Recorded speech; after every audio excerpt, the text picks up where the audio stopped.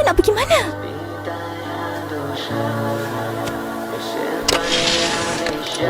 Nah, sikit lagi nak siap. Ni blueprint. Kalau nak tuning ke, tukar apa-apa. Terima kasih.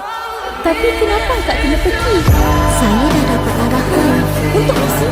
Akak dah sedia ke?